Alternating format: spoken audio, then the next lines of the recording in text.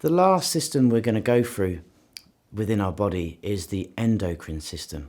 The endocrine system is that controls and regulates all the hormones and all the organs that regulates those hormones. So the different hormones that we think about, we have the thyroid, we have the insulin, we have testosterone and estrogen, and various ones that we're going to go through one at a time. What we're going to do now is we're going to look and focus on growth hormone. The hypothalamus and the pituitary gland is what regulates and releases growth hormone. And the function of growth hormone when it is released is to stimulate growth within young people, children and adolescents, to get them to grow, whether it's their bones and their muscle size. As adults, we don't need to grow because we get to a certain age group. So if we look at an adult, get to about the age of 25, the amount of growth hormone that is released naturally is reduced. So it becomes the smaller amount of hormone that is released from the pituitary gland and the hypothalamus. The hypothalamus and pituitary gland's response to exercise is that it releases more growth hormone to aid in recovery. Other things that increases the release of growth hormone is things such as sleep, exercise, stress, and low blood glucose. So when we think about growth hormone being the hormone that increases and aids in young people and adolescents growing, it's also going to aid in the recovery process post-exercise in that hypertrophy muscle protein synthesis. Other issues around growth hormone is that it gets abused by bodybuilders and people within the sports performance, within elite athletes. This is due to the athletes and people that need more muscle mass, more performance output. So what they do is they'll inject or ingest growth hormone supplements unnaturally to increase their natural production of growth hormone, or they will ingest or inject hormones that will send trigger messages to the hypothalamus and the pituitary gland to increase the natural production of that growth hormone. What we need to be aware of as trainers and people in the industry is that growth hormone using as a supplement and abusing it can have some drastic measures and implications on your general health. The next hormone we're going to look at and go in depth with is the thyroid hormone. So thyroxine is a pro-hormone produced and secreted by the thyroid gland. And the thyroid glands are located within the neck, either side of our windpipe.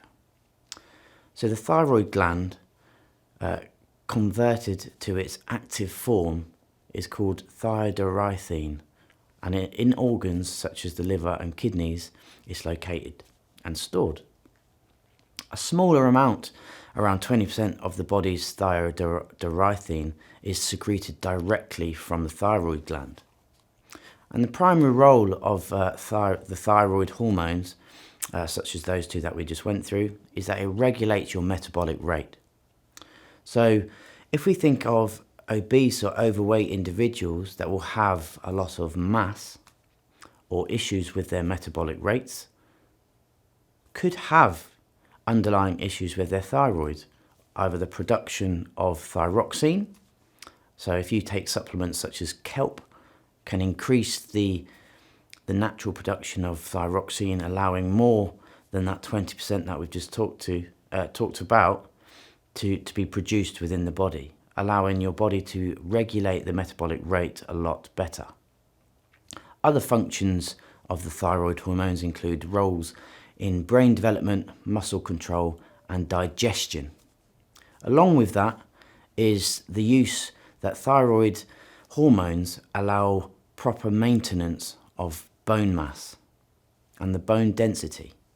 A supplement other than kelp that we can use to supply sufficient thyroid and balances is iodine. it is essential, and an adequate amount of iodine can allow better production of thyroid hormones. We can get that iodine supplementation either from pill form or liquids, but what I would suggest as a trainer is a food first approach where we increase the amount of fruit and vegetables that they eat.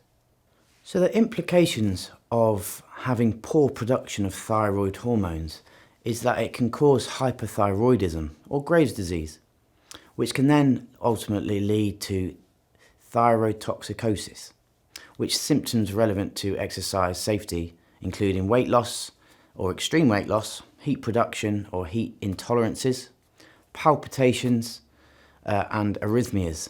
Also, underlying effects can be tiredness and tremors, depending on how severe that hyperthyroidism is.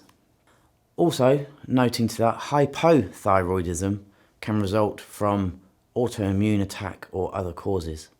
Symptoms of that hypothyroidism, so the difference in wording being hyper and hyper, there is more thyroid hormone than needed, causing those symptoms, and hypo being too little production of thyroid hormones, and which can cause fatigue, cold intolerances, and weight gain, depression, and a lot of muscle stiffness. So what we want to do is we want to have a natural, normal production of thyroid hormones like thyroxine, as the implications of having too high or too low can be drastic. So the next hormone we're going to focus on is the parathyroid hormone. It's secreted from 4 parathyroid glands in the back of the thyroid gland. And we know the thyroid gland is located in the back of the neck, next to our windpipe. Its primarily role is to regulate calcium levels in the blood. Now, calcium is used for various things. One of the major things that it's used for is the production and regulation and creation of the bone density in terms of the marrow in osteoblasts when we create and form new bone within our body. Parathyroid hormones increase calcium levels by acting on the kidneys, bones and intestines. It's released with changing blood calcium and magnesium levels, which we can intake with a food first approach or supplement the use of calcium and magnesium. Diets that are chronically low in calcium can increase osteoporosis risk, which is the reduction of those osteoblasts and formation of new bone marrow, which can actually cause brittle bones. Steroid and peptide hormones are lipid-based and made from cholesterol. So when we ingest cholesterol in the form of fat, we look at LDL and HDL forms of cholesterol, which is how we consume fat, whether it's healthy fat or poor fat. Now, steroid hormones are slower to take effect and have a long-lasting action on the muscle development within our bodies than peptide hormones. Peptide hormones are proteins which are made of amino acids, which we can get from the ingestion of meat products and protein sources. Peptide hormones are smaller and faster acting than those steroid hormones and typically are short-lived, so they've got a shorter shelf life. Corticosteroids are a form of steroid hormone and they're produced in the outer layer of the adrenal gland, the cortex. They're collectively called corticosteroids as there's various different types of steroids, but as a collection, that's what they're called.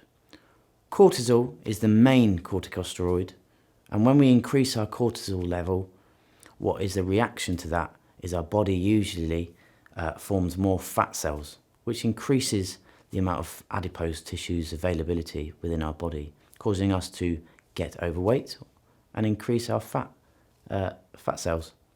Cortisol is the main corticosteroid, other than noradrenaline and adrenaline.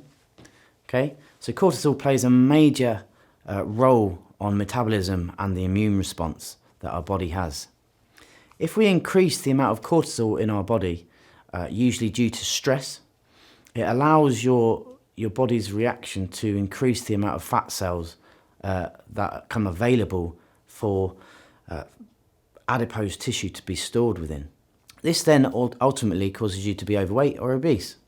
Almost every cell in the human body has cortisol receptors, as cortisol has a major response within the immune system, and the immune response, metabolic response, and stress response, which all get affected by corticosteroids. So cortisol levels tend to rise and fall, predicted by the diurnal rhythm every 24 hours. So when you wake, the first 30 minutes of you being awake, your cortisol levels are going to be quite high, at its highest. And what will happen over that period of time is it will slowly get slower and slower and slower and lower over time. And cortisol levels will then increase as stresses come into your life as a response. It's only when you get to your bedtime or before you get to sleep that your cortisol levels are at its lowest point. And that's when you feel the least stressed and you're relaxed and you're ready to sleep.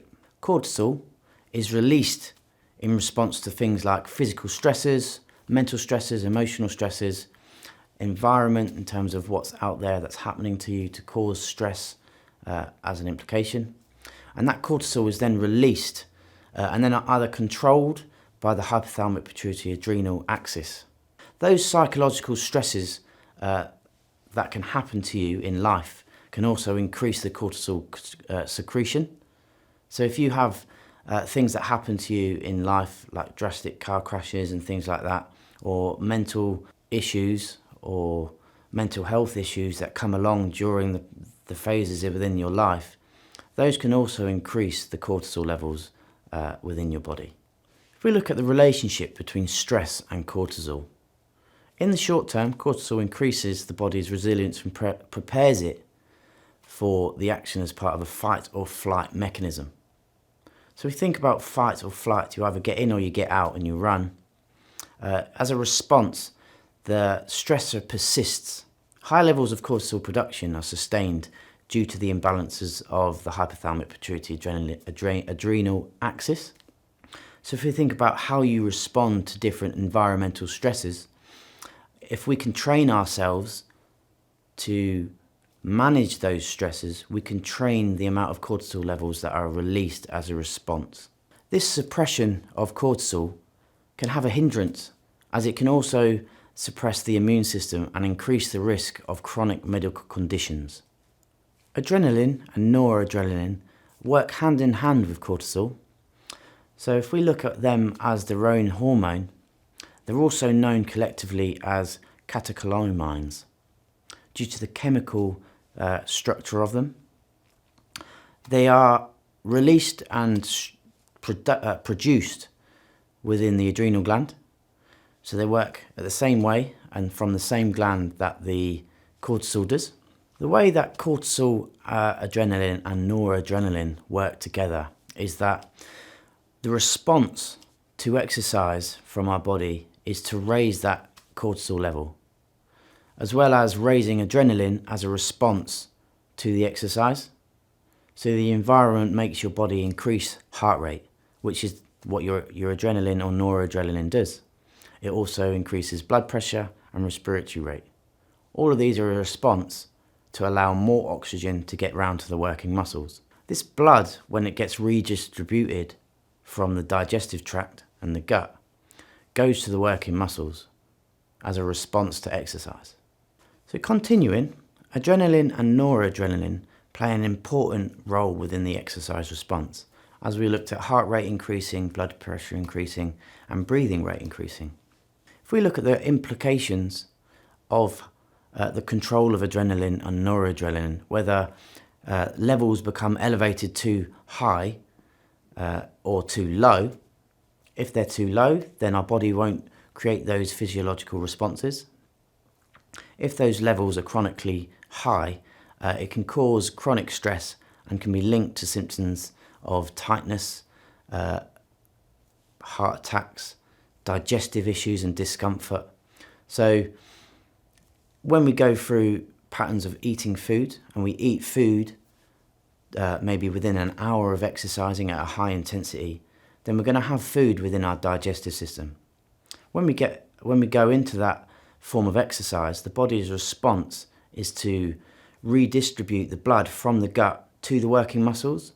But because we've still got food within the digestive system, that can also cause a digestive discomfort within the digestive tract. Okay, looking at the pancreatic hormones within our body, we have two, which are insulin and glucagon. Now, insulin are the beta cells within the pancreas, and glucagon are alpha cells within the pancreas.